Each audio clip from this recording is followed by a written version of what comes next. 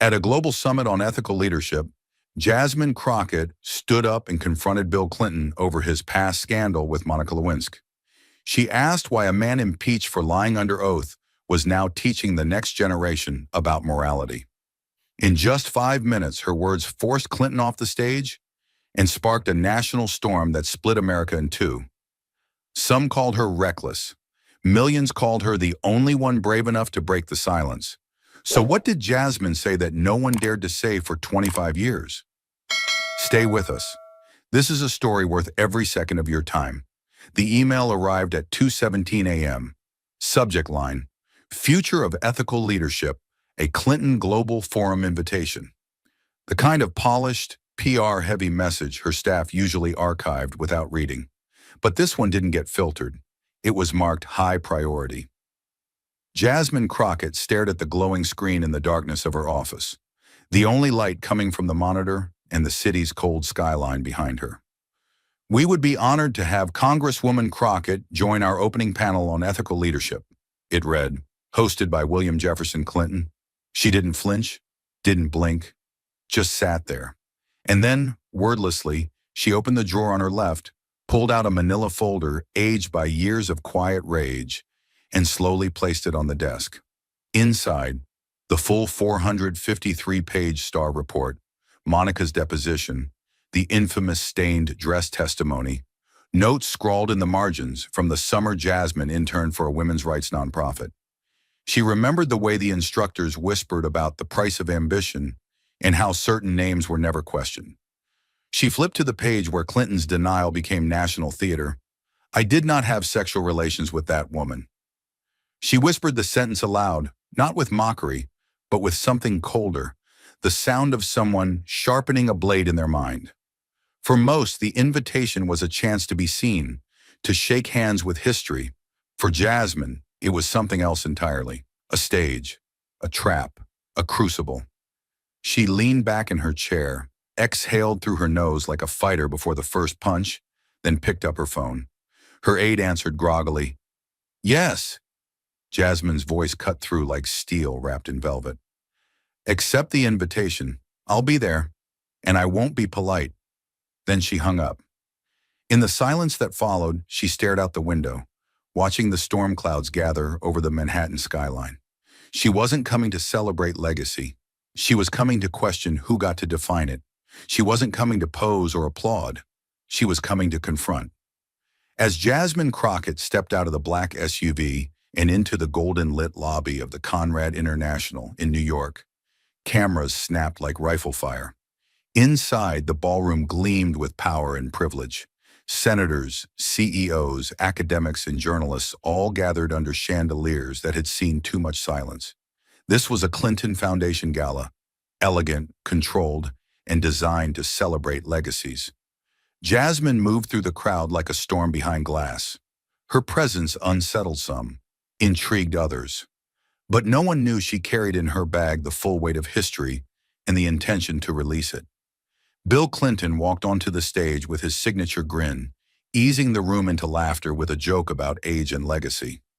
"We've got bright minds with us tonight," he said, then gestured to the panel, including Congresswoman Jasmine Crockett, representing the next generation of leadership. Light applause followed, polite but thin. Jasmine rose from her seat, calm, centered. But when she reached the mic, the shift was immediate. Her voice was steady, but her words landed like thunder. "Before we talk about the future of ethics," she said, "let's be honest about who gets to define morality and who gets to escape it." The room fell silent. Clinton's smile cracked. And just like that, the celebration turned into a courtroom. The celebration had cracked, but now Jasmine was about to drive a wedge straight through its hollow center. The moment her voice cut through the glittering quiet of the ballroom, the atmosphere shifted. It wasn't just a silence. It was a vacuum, thick with anticipation and dread. Forks paused midair. Eyes darted, unsure whether to look at her or him. Jasmine didn't flinch. She stood firm beneath the blinding lights, a single figure in sharp contrast to the grandeur around her. Her voice was calm, but every syllable carried weight, as if she'd practiced them in the mirror 1,000 times, not to rehearse, but to remember. Before we talk policy, she said, her tone controlled and clear, before we exchange pleasantries about values and vision, I have to ask a question that doesn't come from politics. It comes from pain. She scanned the room slowly, not for approval, but for accountability. Because for decades, women like me have been told to move on, to be grateful the system works, to let power apologize on its own timeline. She paused, her breath steady. But does a man who was impeached for lying under oath, a man who denied, deflected, and dodged moral responsibility, really get to stand here today and tell my generation what ethical leadership looks like? Her words didn't rise. They sank, deep, like slow, deliberate stone drops into a still lake, rippling through every face in the room. A quiet gasp came from the left wing of the audience. One woman, mid-40s, perhaps, lowered her eyes. A young aide glanced anxiously at his boss. A reporter near the back muttered, "Oh my God," under her breath. The air was changing. Something sacred to this room, its need to pretend, was being stripped away. Then finally, the man himself stirred. Bill Clinton leaned back in his chair, lips parting just slightly, as if trying to calculate the cost of his response. And then it came, light, rehearsed, and meant to redirect. "That's a bold opening." He smiled as if it were still 1998, as if charm could cover up history. But Jasmine didn't smile. She didn't shift, didn't even blink. Because in that moment, she wasn't chasing applause. She wasn't here to entertain. She was here to remind a room full of survivors, sympathizers, and silent enablers that the past doesn't die in silence. It festers until someone finally dares to speak it aloud. The smile didn't work. Not this time. Not here. The room had heard his deflection. "That's a bold opening," but it fell flat, like a rehearsed line in a play whose script was long past its expiration date. All eyes stayed on her, and Jasmine didn't flinch. She didn't respond with sarcasm or even visible anger. She moved slowly, deliberately, reaching down to the folder she'd brought with her, its edges worn, its contents dangerous. When she stood upright, she held a single sheet of paper between her fingers like a blade. Her voice was quiet but anchored, as if every word she was about to speak had been waiting, unseen, in the walls of that very ballroom. "They say we shouldn't bring up the past," she said, locking eyes with no one and everyone at once. "But maybe the reason it keeps resurfacing is because we never really dealt with it in the first place." She glanced down at the paper and took a breath that wasn't for her. It was for someone else. "Let me remind you what it sounded like when silence was forced and blame was placed on the powerless." Then she read, "I was made to feel like I was the only one responsible for the shame. Like I had seduced a president. Like I had wrecked a legacy." Her voice didn't rise, didn't shake, but something in the room did. It was the foundation of comfort, of denial, of history built on omission. "She was 22, Jasmine continued, eyes lifting from the page. "She was barely out of college, and she became a global punchline while the man she worked for, this man, kept writing books, giving speeches, and receiving standing ovations in rooms like this one." Her voice sharpened, but didn't shout. She didn't need volume. The truth was loud enough on its own. The media asked what she was wearing. Talk show hosts made jokes, but no one asked what it meant for a young intern to carry the weight of a nation's scandal, while the architect of it built his legacy in marble and applause. She paused, but not for effect, for control. She placed the paper on the podium like evidence in court. "People told me not to do this, told me I'd look angry, unprofessional, that I'd make it personal. But this is personal, for every woman who's been told to forget, to laugh it off, to move on, for the sake of someone else's comfort." Her voice softened, but her eyes didn't. "I'm not here to ruin anyone's evening. I'm here because we have built entire institutions on silence, and I am tired of pretending that silence is peace." The air in the room was no longer just tense. It was electric, painful, real. Jasmine had not only opened the wound, she made the entire room look at it, name it, and remember who caused it. She wasn't reaching for a microphone. She was reaching for justice, and she was doing it in the one place it had always been denied. The air had shifted. He knew it, and so did she. But men like Bill Clinton don't retreat. They redirect. They reach for the language that saved them in the past, the familiar script of reflection, remorse, and carefully packaged redemption. He adjusted the microphone with the ease of someone who'd stood behind hundreds just like it. His voice was steady, layered with age, polish, and calculation. "I've paid the price," he began, his tone low as if inviting the audience to witness his weariness. "I've made mistakes. I've reflected. I've learned. And I believe, genuinely, that the American people have forgiven me." A few polite nods echoed through the front row. He wasn't pleading, he was performing, and it was a performance he'd perfected. "I believe this nation has always been about second chances," he added, casting his gaze across the room like a grandfather reminding his family of grace. "I took responsibility, and I moved forward." But Jasmine wasn't here for the theater. She didn't nod, didn't soften. She took one small step forward, and when she spoke, it was quiet, but devastating. "Forgiveness," she said, holding his gaze, "is not the same as forgetting, and silence is not the same as redemption." Her voice wasn't rising. It was anchoring, rooting itself in a truth too long ignored. "You say you paid a price, but what was that price exactly? Losing public favor for a season? Facing tough headlines while still living in luxury? Speaking on stages like this one, where the only real consequence is someone asking a hard question you didn't expect?" She didn't blink. "The cost wasn't yours to bear. It was hers. It was every woman told to laugh off a trauma, to hide their shame so a man could keep his legacy intact." She glanced briefly at the audience, not to ask for their approval, but to hold them accountable too. "You got a library," she said. "She got reduced to a joke. You got book deals and foundations. She got a name dragged through mud on late-night television." Her tone didn't waver. It deepened. "And every time someone like me brings it up, you say it's old news, that we've moved on. But who is we?" She leaned slightly forward, and her final question was a scalpel. "Did you truly learn from your mistake, Mr. President, or did you just learn how to survive it?" The silence that followed wasn't empty.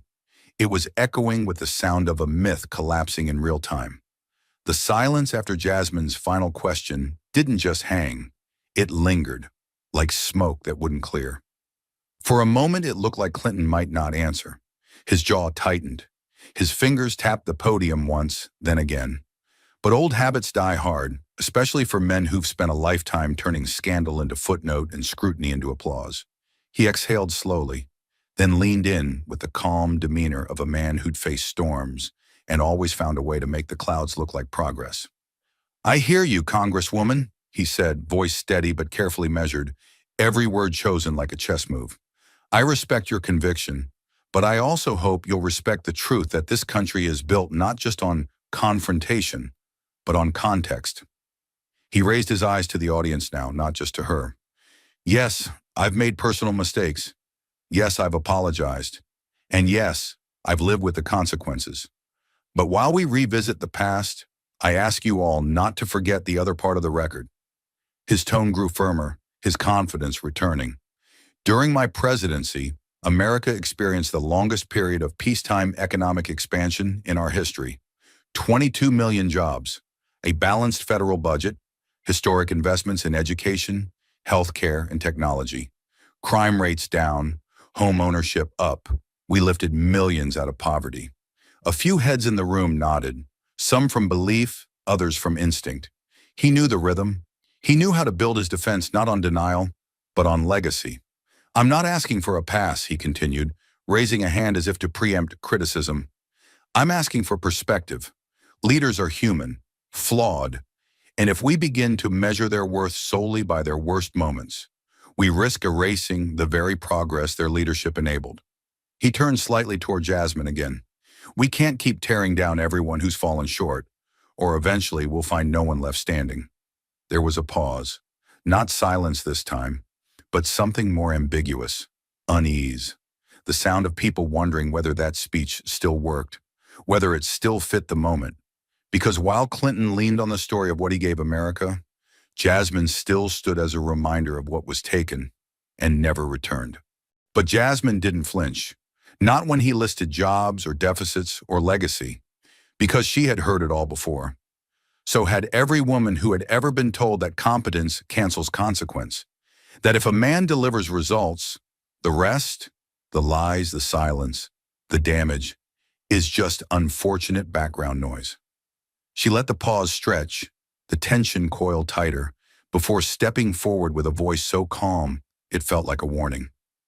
"We are tired," she said slowly. "Tired of the kind of culture that rewards success with silence. Tired of this idea that if you build enough roads or balance enough budgets, then you've somehow bought immunity from accountability." She wasn't yelling. She didn't need to. Her words didn't explode. They landed one by one like verdicts. We've watched for decades as powerful men were praised for what they built, while the people they hurt were told to stay quiet for the sake of the greater good. She scanned the room, not for drama, but for reckoning. You say your presidency lifted millions. Maybe it did, but it also told an entire generation of young women that if they were wronged by someone powerful, they better keep their heads down. That speaking up would cost them their careers, their names, their dignity, that they would be laughed at, mocked, reduced to jokes on late-night TV while the man who humiliated them got to be called Mr. President for life. Her voice sharpened, not louder but colder. Monica Lewinsky wasn't an isolated story. She was just the one who couldn't be hidden. But I've spoken to others, women who left politics before they even got started, women who switched careers because they saw what happened when you challenged the wrong person at the wrong time, women who decided to never enter the arena at all. She took a breath, not because she was tired, but because the room needed to catch up. You say we shouldn't erase the good. I'm not trying to. But I won't let the good erase the pain either. Because when we treat legacy like a shield, all we do is teach the next generation that morality is optional, as long as your resume looks impressive enough. She stepped back slightly, but her gaze didn't waver. How many lives do we sacrifice at the altar of ambition before we start asking what leadership actually means? The room didn't move, because in that moment, it became clear. She wasn't speaking to one man anymore. She was speaking to a system, one that had let too much slide, one that was long overdue for judgment. But Jasmine wasn't finished, not by a long shot. Words alone had exposed the cracks. But what came next shattered the room entirely. She paused, her silence louder than any applause could have been, then calmly reached down and tapped her tablet. A soft chime echoed through the ballroom as the massive screen behind her flickered to life. The audience shifted in their seats, uncertain. "We've heard a lot tonight about growth," she said quietly, "about progress, about lessons learned. But growth doesn't happen without truth, and truth doesn't stop being relevant just because it makes people uncomfortable." The screen turned black for a brief second, then slowly a video appeared. The image was simple. Monica Lewinsky, seated in a plain chair, facing the camera. No makeup, no staging, just honesty. Her voice, when it came through the speakers, was tired, but clear, weary, but unflinching. "They told me gently but firmly that it would be better if I didn't speak again, that there was nothing to be gained, that it would reopen wounds, for him, for the country, and for me. But it wasn't really a suggestion. It was a warning, and it came from someone close to him, someone I used to trust." The words dropped like stones into water, one after the other, slow and heavy. The room froze. The polite facade, the legacy pageantry, it all stopped. A woman in the third row covered her mouth. A man near the back looked down, visibly shaken. Jasmine didn't move. She stood still beside the screen like a prosecutor who didn't need to argue anymore, because the evidence had spoken for itself. She let the silence stretch until the final echo of Monica's voice faded. Then she spoke, softly, clearly.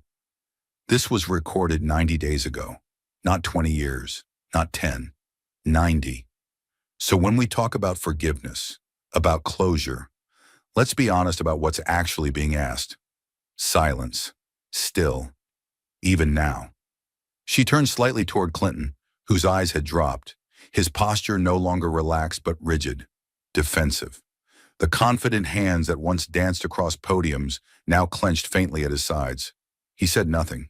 For the first time all night, he had no line ready. Jasmine looked back out into the crowd, her voice steadier than ever. This isn't about punishing someone for the past. It's about protecting people in the present. It's about breaking the cycle, one that tells survivors to stay quiet for the comfort of the powerful. Her next words came without a hint of anger, only clarity. This isn't vengeance. This is truth, and truth doesn't wither over time. It doesn't shrink just because someone built a library around it. No one spoke, no one clapped, because this wasn't a moment for performance. It was a reckoning. And for the first time in that pristine, chandelier-lit ballroom, the truth was louder than the legend. The silence after Jasmine's final words was absolute, but beneath it ran a dangerous current, thick with history, ego, and the desperate need to regain control. Clinton stood stiffly at the edge of the stage, the mask of charm now brittle, cracking under the weight of something he hadn't faced in years, a truth too direct to disarm with anecdotes. His fingers curled slightly at his sides, knuckles whitening. He cleared his throat, not out of necessity, but out of habit, and stepped toward the microphone. His voice came low, almost calm, but there was steel behind it. Bitterness curled just beneath the surface. "You've said a lot tonight, Congresswoman," he began, trying to summon the gravitas of decades spent on podiums. "And I admire your passion. I do. But let's not pretend this isn't about more than truth." He paused just long enough for tension to ripple across the room, then narrowed his gaze toward her, like a man calling check in a game he thought he still controlled. "Because from where I'm standing, this doesn't feel like justice. It feels like theater. Carefully timed outrage. Headlines written in advance." His voice sharpened, not louder, but colder. "You've built a moment here, and I'm sure the cameras are loving it. But dragging up old wounds, spinning them for applause, doesn't make you brave. It makes you strategic." He motioned toward the crowd now, as if inviting them to see his side. "You weren't there. You didn't live through the decisions, the pressure, the weight of leadership when the stakes were real. It's easy to attack when history's already been written. It's easy to tear down when you don't have to carry anything." He turned back to her, the air charged with an accusation he didn't need to say outright. What you're doing, it's not courage, it's ambition." The room stirred uneasily. Some shifted in their seats, unsure whether to clap, nod, or recoil. Clinton's tone wasn't explosive. It was measured, surgical. But everyone in that ballroom knew exactly what he was doing. He wasn't just defending himself. He was reframing her, trying to take her truth and reduce it to strategy, her rage to performance, her purpose to self-promotion. And in that moment, it was clear. The old tools of deflection hadn't disappeared. They were just being polished for one last use. But what Clinton didn't realize, what he couldn't admit, was that the ground had already shifted. And Jasmine Crockett was not the kind of woman who would let the truth be packaged, sold, and dismissed on his terms. But the attempt to reduce her to ambition, to paint her courage as ego, her convictions as self-promotion, didn't even graze her. Jasmine didn't blink, didn't shift her weight, didn't so much as exhale differently. She let Clinton's words linger like smoke from a fire that had long since lost its heat. And then, with the calm precision of someone who had spent her whole life walking through rooms that weren't built for her, she stepped forward. Her voice was low but laced with iron, cold, clear, and impossible to interrupt. "I don't need the spotlight, Mr. President," she said, each word articulated like a verdict. "I'm not standing here because I crave attention. I'm standing here because the truth has gone too long without oxygen. And every time someone finally pulls it to the surface, men like you call it ambition, as if ambition is a crime, but silence is noble." She kept her eyes locked on his, not with aggression, but with something more dangerous, certainty. "If the truth threatens you, that's not my flaw. That's your foundation cracking. If my words feel sharp, maybe it's because they're cutting through the version of history you've spent decades polishing." The room was silent, not because it was stunned, but because it knew, instinctively, that it was witnessing a shift, the kind of moment that couldn't be spun or softened. "You had your chance to tell your story," she continued. "You had books, stages, late-night interviews. I'm not here to erase you. I'm here to remind everyone what got left out. And if that makes people uncomfortable, then maybe we've been too comfortable with the wrong things. She paused, her breath steady, her presence unshakable. You say I'm exploiting the past for my own gain. But here's the truth. You don't get to define what justice looks like just because you survived the storm. Some of us are still drying off from the flood you walked away from. Clinton didn't speak. Couldn't. His usual tools, humor, charm, control, had no weight here. And Jasmine Crockett wasn't performing. She wasn't campaigning. She wasn't seeking power. She was power, sharpened by truth, standing in a room that finally had no place left to hide. The room may have fallen silent, but outside those walls, something far louder had just begun, a rupture spreading faster than anyone could contain. It started with a single post, a grainy screenshot of Jasmine at the podium, her hands steady, her jaw clenched, the words, "If the truth threatens you, that's your foundation cracking." Etched into white text at the bottom, within 10 minutes it had over 80,000 shares. Within an hour it was on CNN's front page. And within 2, it had crossed oceans, translated by users in Seoul, Paris, and Lagos under the simple caption, "She said what we've all been thinking." But it didn't stop there. It couldn't. What Jasmine had unleashed wasn't just a moment. It was a dam breaking. And the water wasn't just flowing, it was crashing. Students at Georgetown, NYU, and Howard began uploading videos, some standing in dorm hallways, some sitting on quiet library steps, speaking directly into their phones with trembling voices. They weren't political operatives. They weren't media professionals. They were young women who had grown up with sanitized textbooks and late-night jokes, now watching those stories finally bleed with truth. "I remember being 13 and watching the scandal on YouTube," one student said through tears. "They laughed. The hosts laughed. My parents laughed. And I thought, is that what happens when someone hurts you? You become a meme?" The video ended with her whispering, "Thank you, Jasmine," before she broke down and turned off the camera. On Twitter, the hashtags began to swell, at first scattered, then synchronized. Truth after power, no more silence, what she said matters. By midnight, they were trending #1 in the US, #3 globally. Young journalists, many of whom had spent years told to stay objective about the Clinton legacy, began to break protocol. A producer from MSNBC tweeted, "I was told not to ask about Lewinsky during my first internship. It's not relevant anymore." Tonight, I finally understood why it was always relevant. A former campaign volunteer from Hillary's 2008 run wrote anonymously, "I idolized the Clintons, but I also remember being told very clearly, don't bring up Monica if you want to be invited back." That was the culture, a gatekeeping machine made of silence. More stories poured in, and what had begun as a cultural moment began turning into a historical reckoning.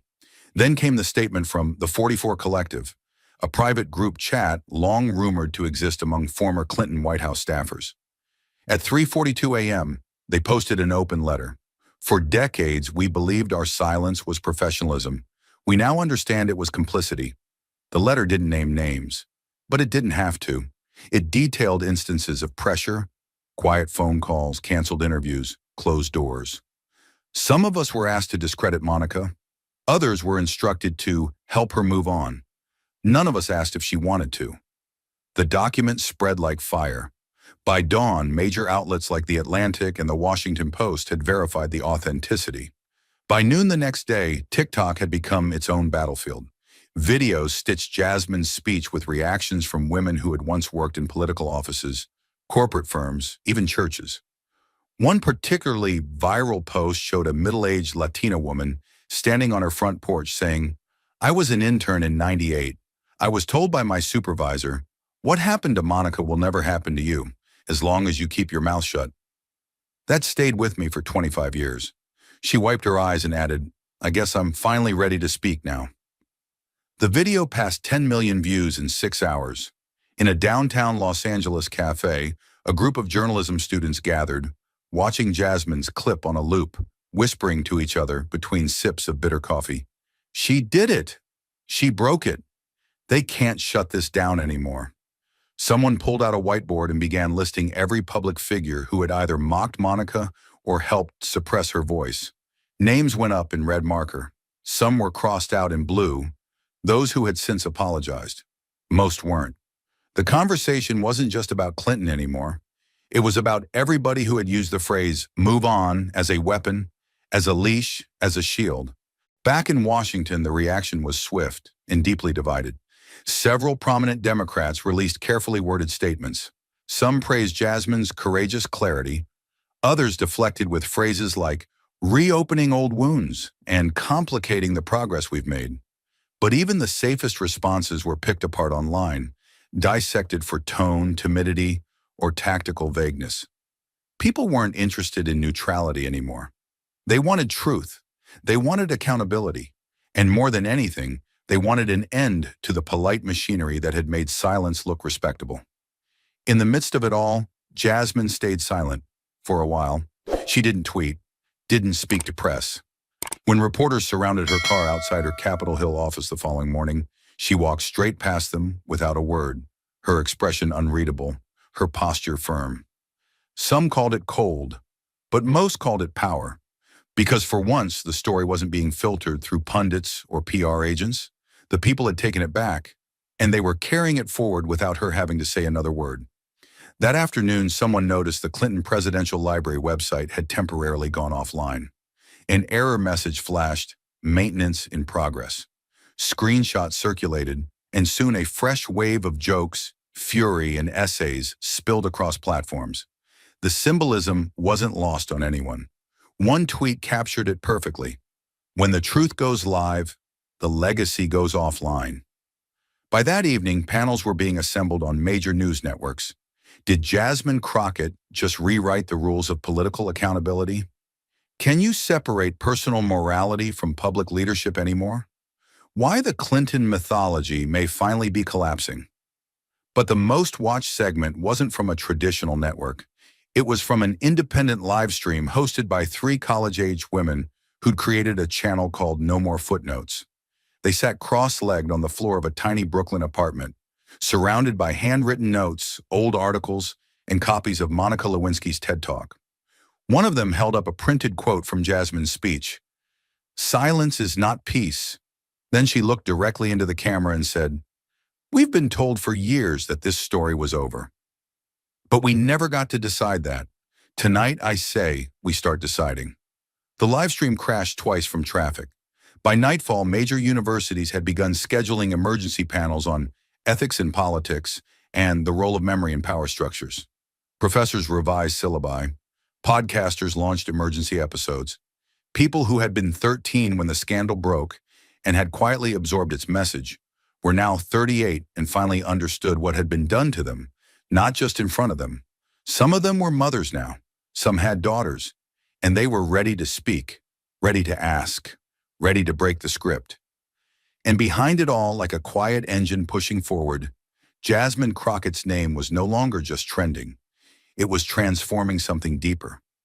A shift in how history was told, a rupture in how legacies were shielded.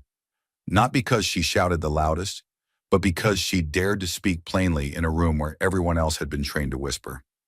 Outside, the world was erupting, but inside the ballroom, time seemed to slow, as if history itself were holding its breath to see whether anyone on that stage would dare finish the conversation Jasmine had begun. Jasmine stood still, back straight, the light catching just enough of her face to reveal that she wasn't angry. She was resolved. She scanned the room slowly, not to provoke, not to taunt, but to make sure they heard her.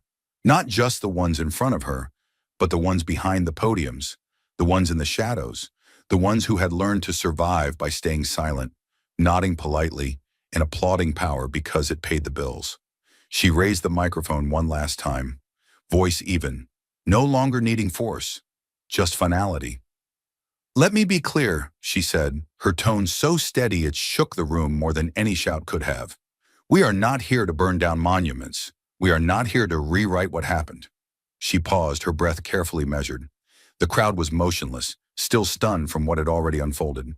She continued, "We are here to remove the masks, to peel away the layers of polish and power, and narrative that have protected certain men from ever being held to the standards they demanded from everyone else. She took a breath, eyes locking onto Clinton, who had stopped looking back. This is not about erasure. This is about exposure. And exposure, she said, letting the word hang, is what justice looks like when truth has waited too long in the dark.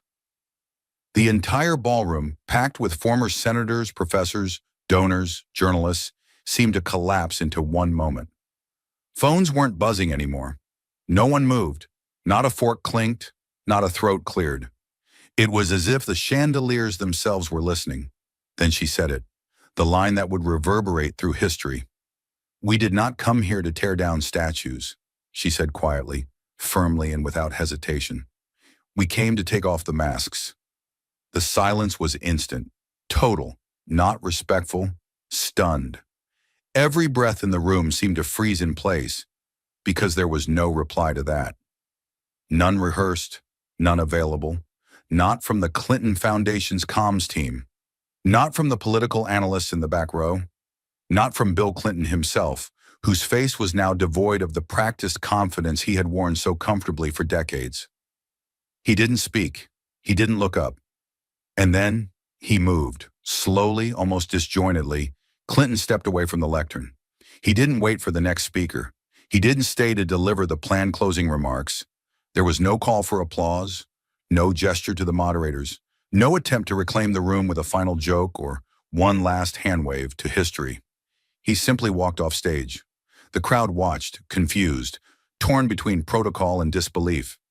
Some instinctively began to clap out of habit, but it quickly died as they realized what they were witnessing. Clinton didn't even glance back. His staff trailed behind him in silence, their expressions a mix of panic and disbelief. The back door of the stage swung shut behind him with a soft but decisive thud. Jasmine remained still. She didn't smile, didn't gloat, because this was never about winning. It was about revealing. And the room now sat in that rarest of political moments, naked truth. No script, no pivot, just the raw consequence of a question finally answered. The moderator, a nervous man from a think tank that usually trafficked in polite policy debates, approached the mic, his face pale, hands shaking slightly. He glanced off stage, waiting for a signal that wouldn't come. We thank everyone for a productive and passionate exchange of ideas," he stammered. "This concludes our session on ethical leadership and generational responsibility." No one applauded. No one stood. The audience rose only when they had to, not out of respect, but from the quiet gravity of having witnessed something tectonic shift beneath their feet. Outside, the press pool had multiplied. Dozens of microphones and camera lenses now waited like vultures, but no one emerged. Inside the ballroom, guests trickled out slowly, not speaking, some holding their coats like shields. A few whispered to each other, but most kept their heads down. Some because they were shaken, some because they didn't want to be seen. They just watched a figure once considered untouchable become transparent, and found they had no language for what came next. Meanwhile, online, Jasmine's final line ignited like dry tinder, screenshotted, translated, etched onto protest signs. "We didn't come to tear down statues. We came to take off the masks." It became the cover of magazines, the subtitle of editorials, the rallying cry of 1,000 live streams. Young women printed it on shirts. Survivors posted it in bios. Journalists wove it into think pieces, and educators began using it as a prompt in ethics classrooms across the country. What happens when history is no longer edited by the victors, but interrogated by the victims? That night, The Atlantic published a headline that captured the moment. "When truth walked in, power walked out." The New Yorker followed with, "Jasmine Crockett didn't just speak, she unmasked an era." But perhaps the most telling image came not from a newsroom, but from a 19-year-old art student in Detroit. She posted a charcoal drawing on Instagram, Clinton's face half in shadow, with a hand reaching in, not to strike, but to peel away a mask made of newspapers, laughter, and statistics. Behind it, nothing, just a face, tired, older, human. And beneath the image, she had written Jasmine's words, "We came to take off the masks." It was reposted over 3 million times. Jasmine left the building quietly. No press conference, no selfie, no victory lap. She walked out the service exit, surrounded only by 2 aides and a silence far more powerful than applause. Her face was unreadable, her pace unhurried. A few reporters saw her but didn't shout questions. Somehow, even they understood that this wasn't the kind of story you could wrap in sound bites. This wasn't scandal. It was shift. In the car, her aide whispered, "You just made history." Jasmine shook her head slightly and murmured, "No, she did." She didn't say who, but everyone knew. The woman who wasn't allowed to speak. The women who were told not to look. The generations who inherited silence as a survival skill. They all had names now. Faces, stories. And tonight, one of them stood under the lights and said what none of them were ever given the stage to say. This wasn't the end of a legacy. It was the beginning of an unmasking. And no one, not presidents, not pundits, not donors, could stop what came next. But revolutions don't end when the stage lights dim. And by morning, the country was no longer asking what Jasmine had said, but whether she had gone too far in saying it. Sunrise brought no peace. It brought headlines. They hit like shockwaves, screaming from newsstands, pulsing across cable networks, multiplying with each click. On one side, praise. On the other, fury. And in the middle, Jasmine Crockett, suddenly the most polarizing woman in American politics. Did Jasmine Crockett disrespect a president or redefine accountability? Read Politico. The New York Times ran with a more careful headline, "A night that split the room and the nation." But others didn't hold back. The Daily Wire called her a performer with a vendetta. A Fox News anchor opened the morning broadcast with, "Is this what respect looks like now? Calling out presidents like they're criminals?" Social media was a battlefield of fire and fault lines. Clips from the night before flooded every timeline. The most viral segment, Jasmine's final words, "We didn't come to tear down statues. We came to take off the masks," was now part of over 14 million TikToks, stitched into everything from classroom discussions to protest footage to spoken word poetry. Supporters called her the voice of the silenced, a breaker of political theater, a reckoning in heels. Others painted her as disrespectful, calculating, too bold, too fast, too loud. Political talk shows didn't even try to hide the divide. One segment on MSNBC called her the only one brave enough to name the ghost of moral failure. Meanwhile, a panel on CNN spiraled into shouting when a former Clinton advisor accused her of violating sacred norms of statesmanship. Sacred, as if silence had ever been holy. But Jasmine said nothing. Not yet. She watched it all unfold from the edge of her own quiet. Her phone rang constantly. Some calls from allies, others from strangers offering security, speaking in hushed tones. A few networks begged for an exclusive interview. One former senator texted, "You burned down the right house. Don't let them shame you for lighting the match." But there were darker messages too. Emails with subject lines like, "Know your place," or "Careful who you challenge." One simply said, "Power has friends." She didn't flinch, because Jasmine knew exactly what she'd done, and more importantly, why she'd done it. But in the country beyond her silence, the split only deepened. Conservative outlets accused her of setting a precedent that would politicize every past administration. Liberal editorialists countered by saying the only people upset were those who had benefited from the myth of moral immunity. The Chicago Tribune called her speech a necessary bruise to a history too often written by those it protected. But the Wall Street Journal editorial board issued a biting rebuke. Accountability without humility becomes spectacle. Across dinner tables, people were choosing sides. In classrooms, debates erupted. Some high school teachers found themselves trying to explain to students what impeachment had meant in the 1990s, only to hear students ask why no one had ever explained what it meant for her. Others said Jasmine was reopening wounds. But students pushed back. They were never closed, just buried. The flashpoint moment, the moment that forced even the most neutral institutions to respond, came when a major university ethics department announced it would host a symposium titled, "When Respect Protects Power, The Ethics of Calling Out Legacy. It sold out in 43 minutes. In a quiet cafe in Atlanta, a group of retired civil rights attorneys met for their weekly breakfast. One of them, a woman who had marched in Selma in 1965, watched the recording of Jasmine's speech 3 times. Then she said with a cracked voice, "We fought for the right to speak, but no one told us how hard it would be when you actually do." Meanwhile, inside the political machine, panic and recalibration were underway. Some Clinton Foundation donors privately pulled back, asking for space before renewing contributions. Others doubled down, issuing public defenses of Bill Clinton, citing his lifetime of service and the danger of retroactive moral outrage. But among younger staffers, particularly women, murmurs of support for Jasmine grew. Some reached out anonymously.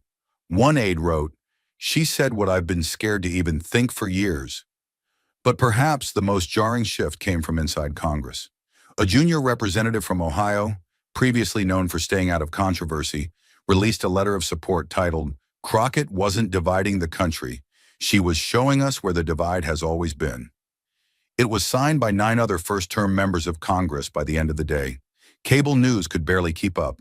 One commentator, breathless, declared, "We are watching in real time what happens when history is challenged, not with rage, but with facts and a microphone." Another countered, "This wasn't bravery. It was showmanship disguised as justice. She ambushed a former president on his own stage."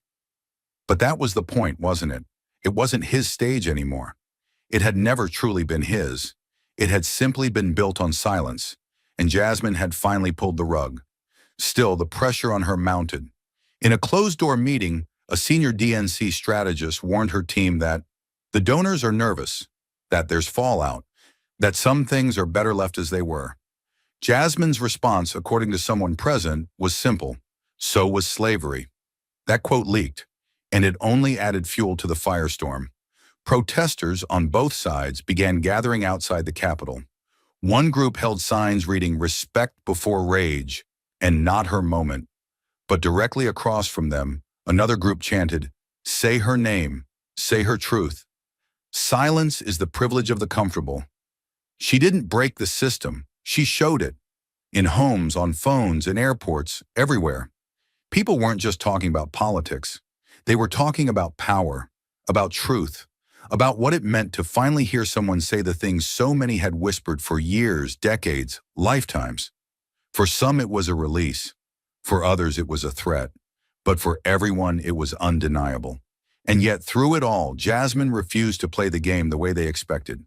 No apology tour, no victory dance, no late-night appearance to soften the blow. She simply kept working. On the Hill, in her district, behind closed doors where policy was still being written and battles still needed to be fought. Because she knew that what she had done wasn't a campaign stunt. It wasn't a mic drop moment. It was a mirror, held up to a nation. And people didn't always like what they saw in the mirror, not when it showed them the face of what they had accepted for far too long. And so the nation remained split. Not over Jasmine, but over what she forced them to confront. And deep down, even her fiercest critics knew the old world had been pierced, and it wasn't going back. While the nation argued over Jasmine's truth, another silence began to spread. Quieter, heavier, and coming from a man who had once filled every room he entered. For the first time in over 3 decades, Bill Clinton disappeared. No interviews, no speeches, no book signings. The man who had once been the gravitational center of any room he entered, the silver-tongued charmer, the comeback king, the master of narrative, vanished like a ghost. His team issued no press release, just a vague statement posted to the Clinton Foundation's website. Due to recent developments, President Clinton will be limiting public appearances in the coming weeks to focus on private matters and family. No further explanation, no clarification, but everyone knew what had happened. Because you don't need to say you're retreating when the world sees you flinch. The silence was strategic, maybe even necessary, but it was also deafening. Cable news anchors, who had once built entire segments around his presence, were left with nothing but clips and speculation. "Is this a temporary pause?" one commentator asked, "or the end of an era?" Another responded bluntly, He was the architect of his own myth. Jasmine just removed the scaffolding. At first, the absence created confusion. Scheduled keynote at the Global Governance Forum? Canceled.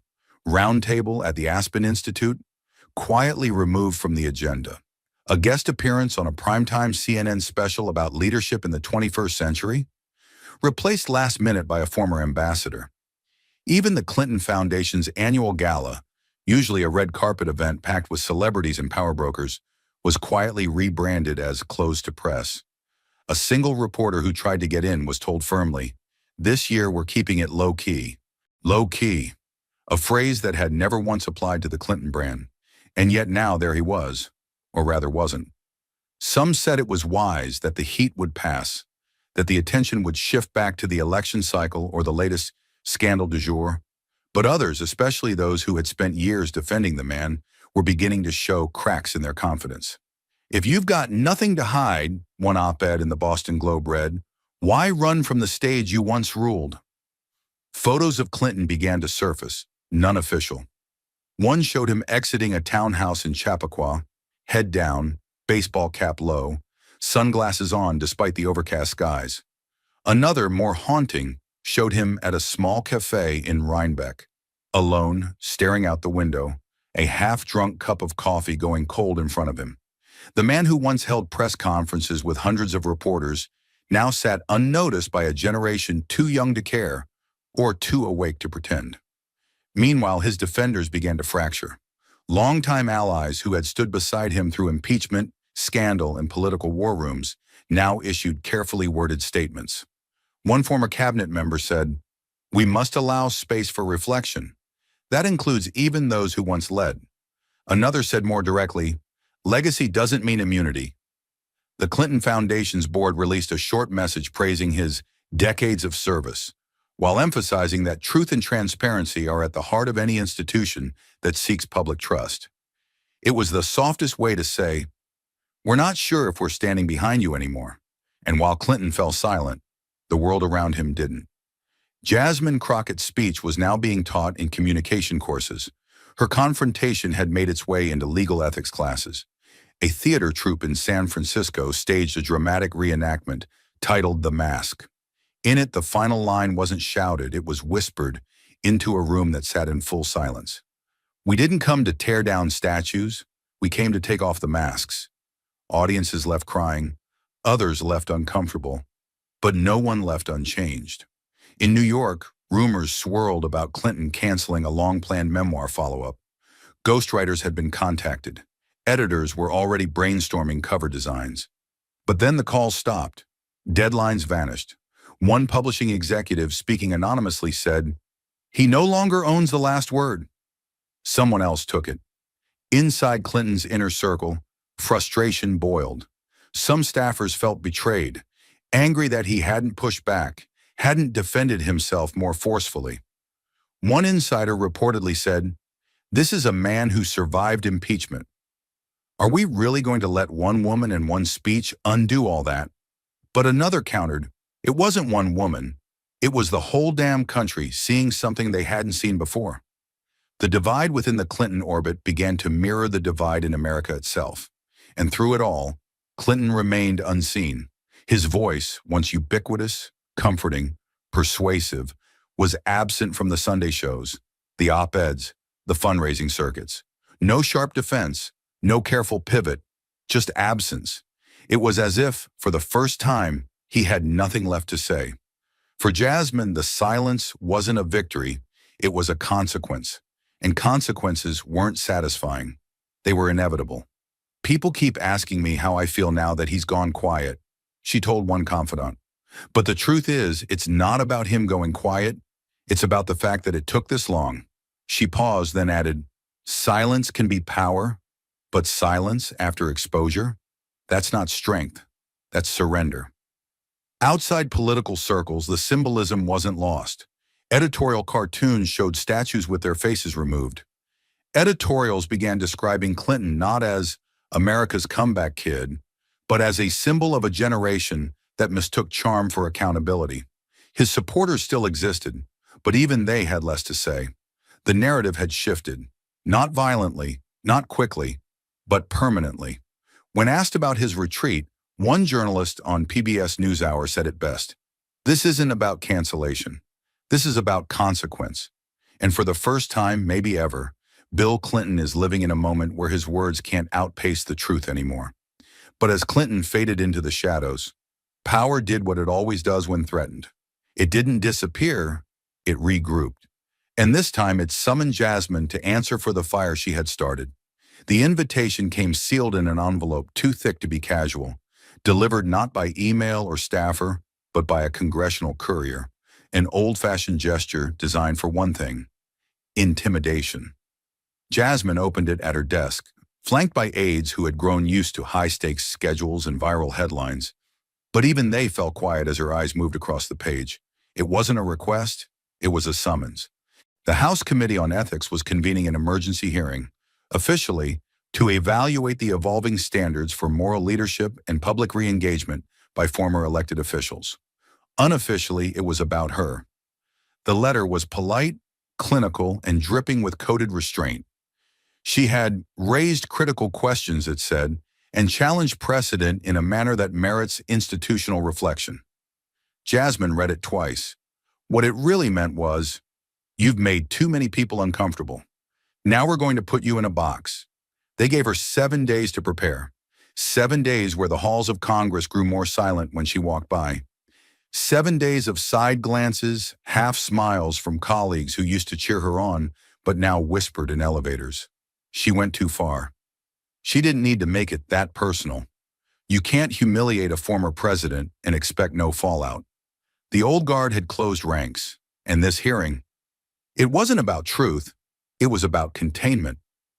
The morning of the hearing, Jasmine stepped into the long corridor of the Rayburn building, her heels echoing like a metronome for judgment. The marble felt colder than usual. Journalists lined the hallway, flashing cameras like gunfire, asking questions not for answers but for headlines. "Congresswoman, do you regret what you said? Are you prepared to be censured? Some say you've undermined the institution. How do you respond?" She didn't, not yet, because Jasmine knew this wasn't a place for one-liners. It was a place where narratives were carved into stone or erased entirely. Inside, the chamber buzzed with a brittle kind of tension. The committee sat behind a long bench. 12 members, 8 men, 4 women, arranged in perfect symmetry, expressions trained into masks of impartial concern. The chair, a veteran representative known more for backroom deals than ethical vision, adjusted his glasses and cleared his throat. "Congresswoman Crockett, thank you for joining us today. We appreciate your willingness to participate in this important discussion." Jasmine sat at the witness table, alone. No counsel, no staff, just a single binder, a glass of water, and the kind of resolve that couldn't be coached. She leaned into the mic, her voice calm, measured. "I'm here because you asked about ethical limits for former leaders returning to public life. But let's be honest about what this is. This isn't about setting boundaries for them. It's about setting boundaries for me." A few pens paused mid-scribble. A murmur passed behind the press row. She didn't stop. "What you're calling a discussion started because I questioned the morality of allowing men with unresolved abuses of power to re-enter the public stage without accountability. That shouldn't be controversial. That should be required." The chair raised a hand. "Let's keep this focused on institutional norms, Congresswoman." She cut him off, respectfully, but with precision. Institutional norms are exactly what I'm talking about. The norm of letting legacy outweigh truth. The norm of letting charm overwrite consequence. The norm of protecting power at the expense of those who were crushed by it. The room tightened. Then came the questions. Polished, passive-aggressive, designed to corner without sounding cruel. "Do you believe your remarks endangered bipartisan cooperation? Would you agree that there's a difference between accountability and public shaming? Is it appropriate for a sitting member of Congress to directly confront a former president during a nonprofit forum?" Jasmine answered each one with the restraint of a surgeon and the force of a thunderstorm. Cooperation doesn't require silence. Shame is not inflicted, it is earned. And yes, it's appropriate, because if morality is off limits at a leadership summit, then what exactly are we leading? Some members looked away, others bristled. One senior member whispered to the staff behind him, visibly annoyed. But Jasmine didn't soften. She leaned forward slightly, not to challenge, but to be absolutely clear. You want to debate ethics? Then let's start with the ethics of memory, the ethics of silence, the ethics of watching someone who has harmed others be celebrated for what he built, while those he harmed are erased for what they endured. One of the younger members, clearly uncomfortable, tried to pivot. Congresswoman, do you not believe in redemption? Her answer was swift. I believe in redemption, but not without repentance, not without truth, and not while the system still punishes the whistleblower more harshly than the man who lit the fire. The hearing was meant to box her in. Instead, it exposed the walls. By the end of the second hour, the energy in the room had shifted. Some members leaned back, stone-faced. Others scribbled furiously, trying to reclaim control through language. But Jasmine had already redrawn the perimeter.